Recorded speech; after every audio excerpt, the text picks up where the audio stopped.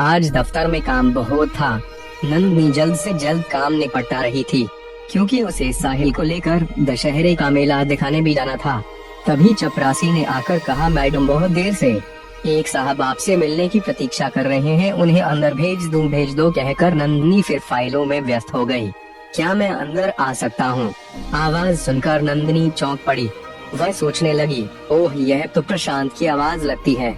इतने सालों बाद यहाँ क्यों और कैसे आया है? हाँ आइए।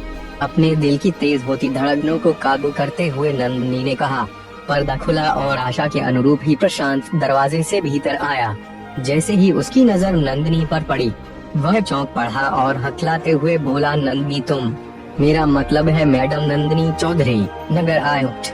हाँ मैं ही हूँ, कहिए किस काम से आना हुआ? नंदनी ने अपने भीतर उमड़ रहे तूफान को संयम करते हुए शांत स्वर में पूछा। मैं अपनी जमीन पर एक अस्पताल बनवाना चाहता हूँ। उसकी फाइल आपके यहाँ जमा है। यदि अनुमति मिल जाती तो आपकी बड़ी कृपा होती मैडम। प्रशांत ने मैडम शब्द पर खास जोर दिया। अभी मैं जल्दी में हूँ, पहले सारे कागजात देख लूँ।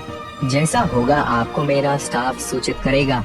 कहकर नंदनी अपनी कुर्सी से उठ खड़ी हुई। प्रशांत उठकर बाहर चला गया। नंदनी ड्राइवर को घर चलने को कहकर गाड़ी में बैठ गई। बैठते ही यादों ने उसे आ घेरा और वे यादों की गलियों में भटकने लगी। कॉलेज में कदम रखते ही उसका सामना प्रशांत से हुआ था। सुंदर सजीला प्रशांत शहर के एक नामी वकील का बेटा था। कॉलेज की हर लड़की प्रशांत की दीवानी थी और कक्षा में लड़कियों के बातचीत का टॉपिक भी प्रशांत ही हुआ करता था। नंदनी के माता पिता शिक्षा से जुड़े थे और वे मध्यम वर्गीय परिवार से थी। गोरा रंग, लंबे बाल और तीखे नए नक्श नंदनी को खूबसूरत बनाते थे। वह पढ़ने में भी काफी अच्छी थी, इसलिए लड़कियों के बीच प्रशांत के प्रति दीवानगी ले वह हंसकर रह जाया करती थी। उसे प्रशांत जैसे लफंगे लड़के बिल्कुल भी पसंद न थे। कॉलेज आरंभ हुए लगभग 5 महीने बीतने को थे कि एक दिन कॉलेज के सभी विद्यार्थी शहर से थोड़ी दूर स्थित जलप्रपात पर पिकनिक के लिए गए। वहाँ दोस्तों की फरमाइश पर प्रशांत ने कई गीत सुनाए।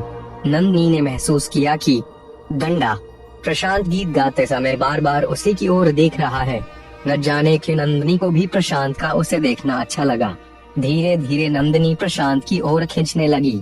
शायद उसे इस बात का गर्व होने लगा कि जिस प्रशांत का पूरा कॉलेज दीवाना है, वही प्रशांत उसे चाहने लगा है।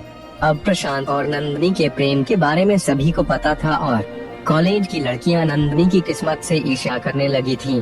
फाइनल ईयर खत्म होने को था। परीक्षाओं से पहले एक दिन प्रशांत नंदनी को जिद करके अपने घर ले गया। उस समय प्रशांत के घर वाले किसी विवाह में शामिल होने के लिए बाहर गए हुए थे।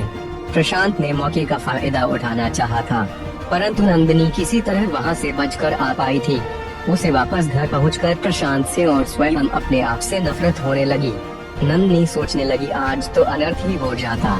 गलती मेरी ही है, मैं ही प्रशांत की बातों और प्यार के झूठे खेल में आ गई। मैंने क्या सोचा था और वह कैसा निकल।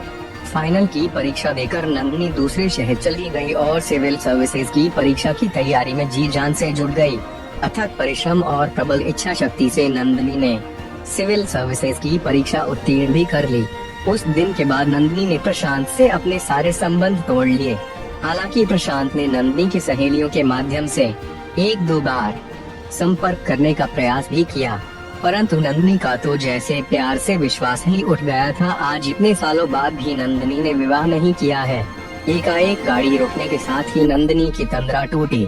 माँ ने दरवाजा खोला तो वे नंदनी का चेहरा पढ़कर बोली, क्या बात है, तू इतना परेशान क्यों दिख रही है? कुछ नहीं माँ, ऑफिस में ज्यादा काम था। साहिल कहाँ है? उसको आज मेला घुमाने का प्रॉमिस किया था मैंने। नंदनी माँ से पूछ बैठी।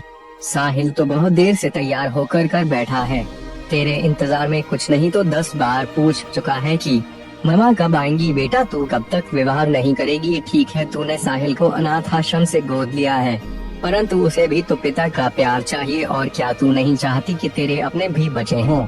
फिर लोग भी कैसी कैसी बातें करते हैं कि तू कुंवारी होकर एक बच्चे की माँ बन गई है। माँ ने हमेशा की तरह नंदनी को समझाने की चेष्टा की। तब तक 4 साल छोटा सा प्यारा सा गोल मटोल साहिल वहाँ आ गया और नंदनी के गले में बाहें डालकर, मम्मा मैं कब से आपका वेट कर रहा था, मेला देखने चलो ना। रात को थककर बिस्तर पर लेटी नंदिनी की आंखों से नींद कोसों दूर थी। रह रहकर प्रशांत का चेहरा उसकी आंखों के सामने घूम रहा था। प्रशांत उसका पहला और आखिरी प्यार था। नंदिनी सोचने लगी, पता नहीं प्रशांत ने विवाह किया होगा या नहीं, क्या पता वह भी अभी तक मुझे न भूल पाया हो। परंतु अगले ही क्षण उसका दिमाग उसकी भावनाओं पर हावी हो गया। यह कैसी मूर्खतापूर्ण बातें सोच रही हूँ मैं। प्रशांत का विवाह हुआ हो या नहीं, उससे मुझे क्या फर्क पड़ता है। प्रशांत ने अपनी दौलत के नशे में चूर होकर मेरे प्यार का अपमान किया। वह मुझे एक बेजान गुड़िया समझ मेरी भावनाओं से खेलता रहा। यह तो अच्छा हुआ कि सही समय पर मेरी आंखें खुल गईं और मैं उसके चंगुल से बच निकली। क्या विवाह करना ही किसी नारी के जीवन का मकसद होना चाहिए? क्या पुरुष के बिना नारी संपूर्ण नहीं? आज मैं सशक्त हूँ तो मुझे दूसरी बच्चियों और महिलाओं को संबल प्रदान करना चाहिए। आखिर मैंने सिविल सेवा भी इसीलिए चुनी थी कि मैं समाज के उत्थान में अपना योगदान दे सकूं। मुझे साहिल को पढ़ा लिखा कर अच्छा नागरिक बनाना है और साहिल जैसी अन्य दूसरी बच्चों का भी जीवन संवारना है। अब नंदिनी के दिमाग की उछल पुथल शांत हो चुकी थी और वे सोच रही थी कि कल ही वे प्रशांत की फाइल पर उचित कार्यवाही कर अपने स्टाफ से प्रशांत को खबर भिजवा देगी, जिससे प्रशांत को फाइल के बहाने उसके ऑफिस में बार बार आने का अवसर न मिले। नंदिनी के जीवन से भी रात के काले अंधेरे विदा ले रहे थे और एक नई भोर का आगमन हो रहा था। तो दोस्तों, ये थी हमारी आज की कहानी। आपका क्या कहना है इस कहानी के बारे में? कमेंट करके हमें ज़रूर बताएं। वीडियो को लाइक कर दीजिए और चैनल को सब्सक्राइब करके घंटी को दबाकर ऑल पर सेट कर लीजिए ताकि आने वाले वीडियो आपको तुरंत मिले। मुझे दीजिए अगली वीडियो तक इजाज़त। तब तक के लिए धन्यवाद।